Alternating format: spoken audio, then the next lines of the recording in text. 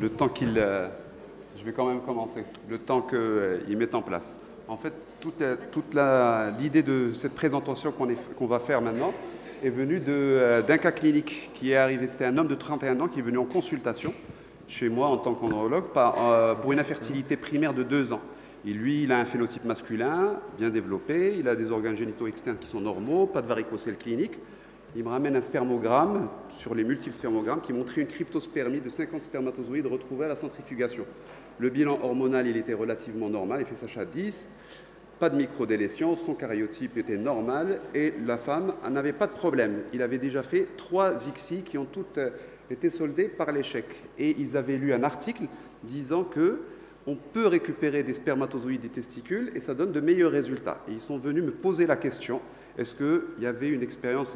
Donc j'ai appelé Baha, je lui ai demandé, Baha, voilà, qu'est-ce que tu penses? J'ai appelé même le docteur Fekhi, je lui ai dit, qu'est-ce que tu penses? Est-ce qu'on peut faire ça?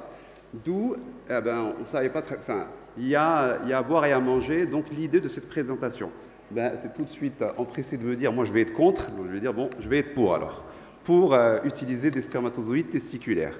Donc en gros, on sait que l'ICSI a révolutionné la prise en charge de ces couples, mais ça reste quand même que c'est des réussites de 30%. Donc il y a encore des choses à faire. Il y a beaucoup d'échecs, des fausses couches, des échecs d'implantation. Est-ce que le spermogramme est un élément suffisant pour apprécier la qualité du spermatozoïde? Les 2 présentations précédentes nous ont bien montré que non.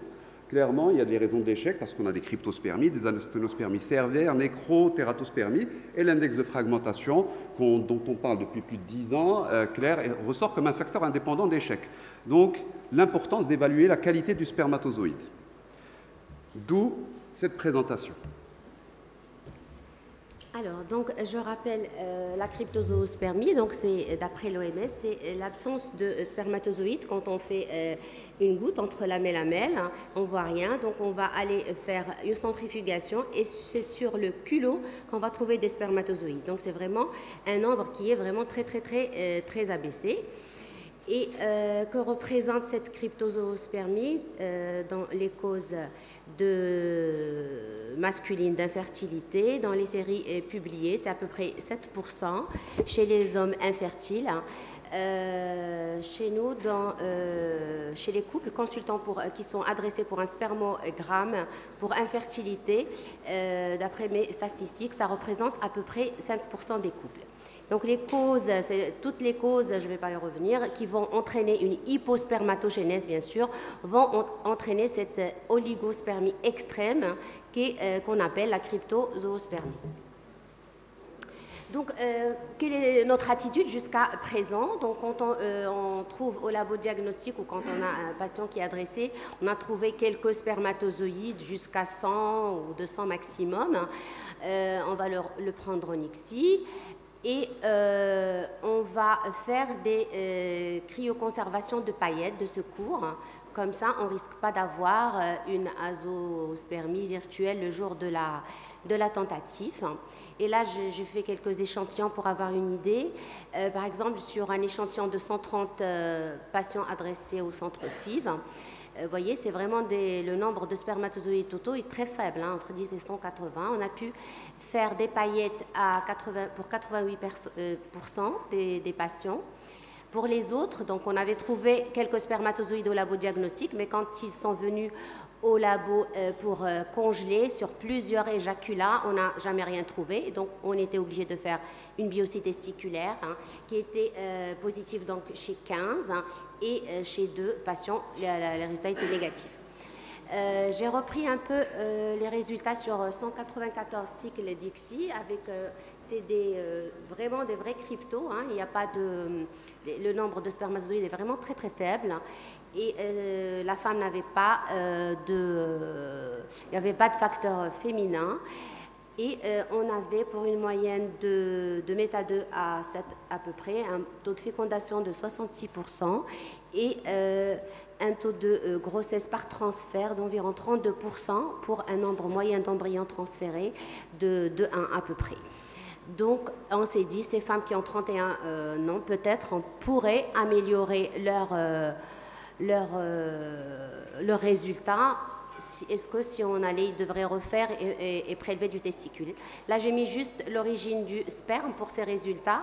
Dans la plupart des cas, quand même, on a pu travailler avec le sperme éjaculé le jour de la tentative, mais notre attitude est correcte de congeler, parce que dans 16 cas, on était obligé de décongeler des paillettes. Et je vous passe les détails. Dans d'autres cas, c'était vraiment très pauvre. Alors, c'était le mélange frais, congelé et quelquefois frais, congelé et testiculaire quand il y a eu beaucoup d'ovocytes et on n'avait pas assez de spermatozoïdes pour les micro-injecter tous. Alors, c'est quoi le rationnel rapidement? Pourquoi on va utiliser une biopsie testiculaire en dehors de la zoospermie, que jusqu'à présent, à part la nécro à 100%, et encore si on peut la traiter après le topo de Nadia. Donc, dans la littérature, les arguments sont souvent... chez les oligospermes, on a un indice de fragmentation de l'ADN qui est élevé. Et on a bien sûr un pourcentage de fragmentation de l'ADN qui est beaucoup plus bas au niveau testiculaire qu'au niveau du sperme éjaculé.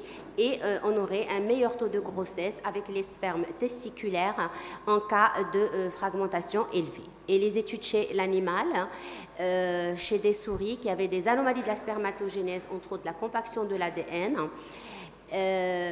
ils ont montré que quand on faisait des ICSI avec des spermatozoïdes prélevés au niveau du testicule ou la tête de l'épididyme, on avait de meilleurs résultats en termes de taux de grossesse que quand c'est la queue de l'épididyme ou le sperme éjaculé. C'est dire, dans ce passage de l'épididyme, si les conditions sont défavorables, si on a de l'inflammation, ben on va avoir des productions des ROS et qui sont délétères. Donc ça, c'est chez les animaux. Donc l'idée chez l'homme, c'est de se dire que normalement, un spermatozoïde qui est fabriqué dans le testicule, il va acquérir sa possibilité de fécondante, sa maturité, dans tout son trajet pour avoir un spermatozoïde de bonne qualité dans l'éjaculat. Il arrive dans certaines situations où la capacité de garder son ADN intègre dans son trajet n'est pas possible parce que justement tout le stress oxydatif auquel il va être soumis pendant son trajet épididymaire, différentiel, voire même testiculaire, pour des raisons X, tous les perturbateurs endocriniens, si on rajoute à ça la chimiothérapie ou de la radiothérapie ou des éléments qu'ils ont pris, ben on va avoir un spermatozoïde de mauvaise qualité, même si on l'utilise pour l'ICSI, il ne va pas être intéressant. L'idée de récupérer ce spermatozoïde directement dans son usine. Donc, il y a eu une étude qui était au départ une première étude rétrospective dans le cadre d'essayer ces spermatozoïdes testiculaires qui a été publiée en 2005, qui a utilisé des spermatozoïdes, qui a comparé des spermatozoïdes testiculaires et de l'éjaculat avec une fragmentation qui était élevée. Et dans ce cas-là, ils ont évalué le taux de grossesse qui était bien par rapport à l'éjaculat, 5,6% de réussite, et on a un gain jusqu'à 44%, ce qui est énorme. Et Esteves, qui est un grand nom d'andrologie, a publié 10 ans plus tard sur une étude prospective, toujours chez des spermatozoïdes qui étaient altérés, donc une fragmentation élevée au niveau de l'éjaculat, et il a choisi des spermatozoïdes testiculaires et il voit aussi pour les réussites de l'ICSI, 10%, des taux de naissance vivante de 46% versus 26%, et les taux de fausse couche qui étaient du tiers, 1 pour 3 pour les spermatozoïdes de l'éjaculat. Donc, clairement, il y a un intérêt. Elle a été utilisée aussi pour la nécrospermie, une étude rétrospective et qui montre que pour le taux de grossesse, on avait un gain de le tiers quasiment, le x3, 36% pour 19%, taux d'implantation 23% versus 12%, et un temps d'enfant né, parce qu'en fin de compte, c'est ce qui est important pour nous, c'est est-ce qu'ils vont avoir des bébés ou pas avoir de bébés, et il va y avoir 2 fois plus de couples qui vont avoir des bébés. Donc l'idée actuelle, on accepte l'idée qu'il y a un intérêt de la biopsie testiculaire chez des patients qui ont une fragmentation élevée dans le spermatozoïde et tératospermie ou nécrospermie ou asténospermie sévère. La problématique de la cryptospermie, c'est qu'on n'arrive pas à évaluer cet index de fragmentation spermatique parce que le moyen de doser la fragmentation, elle est limitée pour les inférieurs à 1 million. Donc, on suppose qu'ils vont être altérés. Oui, donc quand on voit la littérature, il y a eu cette première méta-analyse de Abianca, donc c'est une équipe américaine. Ils ont colligé donc sur 250 articles, 5 études qui ont été sélectionnées avec 272 ICSI et 2500 à peu près ovocytes, et ils ont regardé s'il y avait des différences significatives en termes de taux de fécondation et taux de grossesse. Et donc, ça marche pas. Donc là, on a 5 études. Vous voyez, ce sont des études avec des petits effectifs. Par exemple, cette étude de l'équipe de Ben Ami, israélienne, où ils ont comparé donc, les résultats par sperme testiculaire après plusieurs échecs avec sperme éjaculé. Donc les patients étaient leurs propres témoins, c'était la chose intéressante. Et par exemple, à leur niveau de cette étude, toute seule, ils avaient obtenu des résultats significatifs.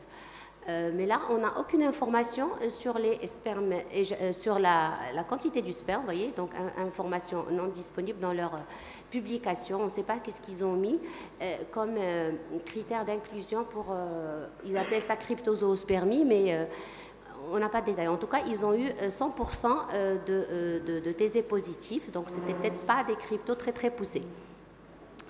Donc, d'autres études, par exemple celle de Ben Dixon, qui est quand même l'équipe de Schlegel à Cornell, qui est une équipe très sérieuse. Et là, c'est à peu près la même chose. Hein, mais dans cette étude-là, eux, ils n'ont pas trouvé de différence significative.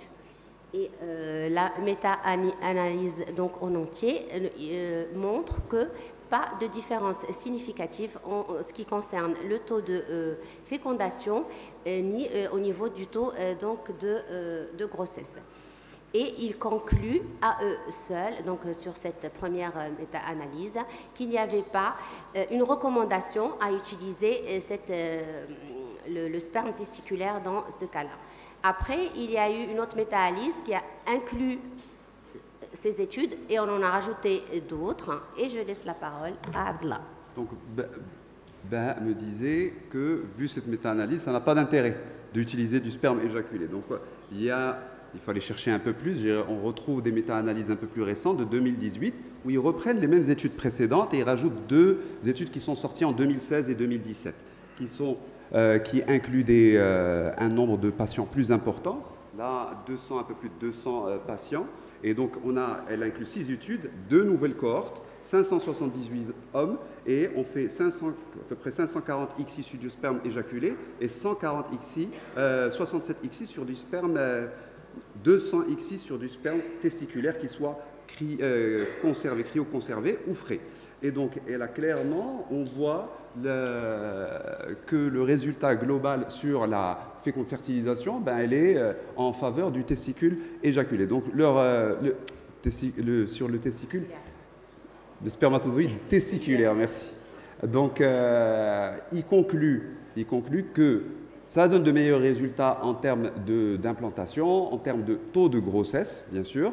Même s'il n'y a pas de données évidentes, c'est en faveur d'utiliser du sperme testiculaire pour la cryptospermie. Donc, ensuite est ressortie une méta-analyse de 2019, d'une équipe asiatique, comme si je ne me trompe pas, et qui uniquement s'est basée sur les cryptospermies. Cryptospermie avec l'âge. 4 études. Il n'a sélectionné que 4 études, qui incluant 331 patients, pour lesquels il y a eu 479 cycles d'ICSI. En termes de naissance vivante, quel que soit l'âge, il n'y a pas de différence significative des spermatozoïdes testiculaires versus spermatozoïdes éjaculés, même si il semblerait que ce soit un résultat qui soit meilleur. On est à 23% versus 13%. Naissance vivante par cycle, pour le groupe testiculaire, il est supérieur que le spermatozoïde éjaculé. On est à 28 versus 20, mais ce n'est pas significatif. Mais en fouillant un peu plus, le résultat ressort de façon significative dans les couples jeunes, inférieurs à 35 ans. Quand on prend tous les couples, il n'y a pas de significativité. Quand on prend que les patients jeunes, 35 ans pour l'homme, 30 ans pour la femme, c'est plus intéressant. Et il n'y a pas de différence pour les fausses couches. Estevez, en 2019, enfonce un peu le clou. Il fait une revue de la littérature. Il dit que quand l'indice de fragmentation de l'ADN augmentait dans le sperme éjaculé, il a vu une revue d'études de normososperme, oligosperme avec Ishik Dixi. Il a cumulé 7 études rétrospectives, 3 études rétrospectives, et il dit qu'il y a clairement un intérêt de l'ICSI testiculaire versus l'ICSI d'éjaculé en termes de taux de grossesse, en termes de taux de naissance, de taux de fausse couche. C'est plus intéressant, même s'il n'y a pas de preuves fortes. Et quand il se fixe plus sur les oligospermies sévères et les cryptospermies, il y a une étude prospective, 7 études rétrospectives, et l'ICSI semblerait supérieur pour le testiculaire versus l'éjaculé. Et il a repris la méta-analyse qui a été présentée par Dr. celle de Abianca, et en refaisant des calculs, parce qu'il y aurait eu des erreurs de calcul, il retrouve qu'il y a un intérêt qui est significatif en faveur du testiculaire pour les grossesses. Oui, mais malgré tout, dans ses conclusions, il n'y a pas un autre... Non. Celui-là, tu l'as enlevé. Dans ses conclusions, il dit qu'il semblerait que le testiculaire serait meilleur, mais qu'il n'y a pas... ce sont des petites cohortes, des études rétrospectives. On n'a pas d'études avec un niveau de preuve 1, et il serait mieux d'essayer d'améliorer la qualité du sperme par des moyens holistiques, pour reprendre son terme dans sa conclusion. Donc, bon, on dit qu'il y a des différences significatives, mais tous les auteurs sont vraiment prudents, parce que c'est quand même une intervention chirurgicale, c'est plus agressif, il faut vraiment justifier pour y aller. Et dans cette plaque, c'est intéressant, c'est l'équipe de Armanzini qui ont comparé les résultats obtenus en fonction du degré de l'oligospermie. Et là, je suis contente parce qu'au moins, eux, ils différencient crypto inférieur à 0,1 million, alors que dans les autres méta-analyses, ils mettaient même jusqu'à 5 millions, 1 million, ils mettaient ça avec les cryptos. C'est ça aussi les facteurs de confusion. Et là, donc, eux, pourquoi ils ont fait du testiculaire chez les patients qui ont de 1 à 5 millions, parce qu'il y avait des échecs répétés d'ICSI avant. Et chez les autres groupes, inférieurs à 0,1, de 0,1 et les cryptos, ils ont supposé qu'ils ont des problèmes de fragmentation de l'ADN. Et qu'est-ce qu'ils trouvent?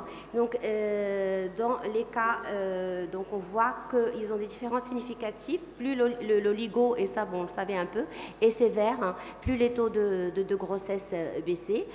Par contre, dans le groupe cryptozoospermie, en testiculaire, ils ont obtenu 0 grossesse.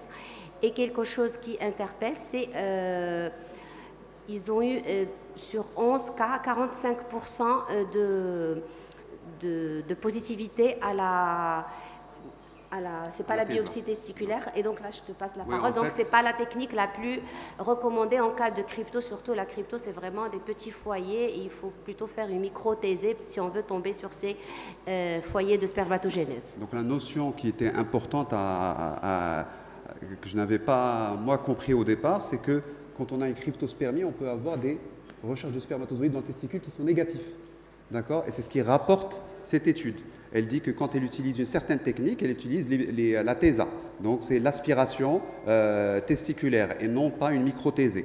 Donc il dit qu'il ne retrouve pas de spermatozoïdes, peut-être lié à sa technique. Ils ont utilisé des TESA, des aspirations, et non pas des recherches sous microscope. Donc se pose la question, si on doit proposer cette technique, si on doit proposer cet élément, aller rechercher des spermatozoïdes pour faire une ICSI, quelle technique on va utiliser? Donc une étude rétrospective qui inclut les oligospermies, inférieures à 5 millions, incluant les cryptospermies, et bien le taux d'extraction dans les cryptospermies n'était jamais à 100%. Le risque, bien sûr, il existe, mais il est faible, d'hématome ou d'hypotestostéronémie, douleur, gonflement, infection, hématome, tout ça, c'est des éléments qui peuvent exister, mais ça reste faible pour ce type d'intervention. Et on pourrait arriver à la conclusion qu'on peut utiliser l'aspiration quand on a un patient qui a un taux de fragmentation élevé, plutôt une oligospermie entre 1 et 5 millions. Et en dessous de 1 million, on va préférer une technique de référence qu'on utilise pour les azoospermies non obstructives, qui est la microthésée. Ça, c'est ce que je disais tout à l'heure, donc ce n'est pas la peine. Ce sont les conclusions d'Estevez sur sa revue de littérature. Donc les indications possibles, maintenant qu'on sait, c'est celle d'en bas, nécrospermie totale avec DIFI augmentée, asténospermie complète avec DIFI, échec d'antérieur de ICSI, fragmentation élevée, ça, On est plutôt d'accord. Donc, se pose la question des indications possibles dans les cryptospermies avec analyse préalable de sperme montrant une azoospermie. Donc, une fois cryptospermie, une fois azoospermie, on n'est jamais sûr de ce qu'on va retrouver le jour où on va faire l'ICSI. Ou lorsqu'il y a une cryptospermie avec échec antérieur d'ICSI, reste à se poser la question combien il faut attendre d'ICSI avant de proposer cette technique.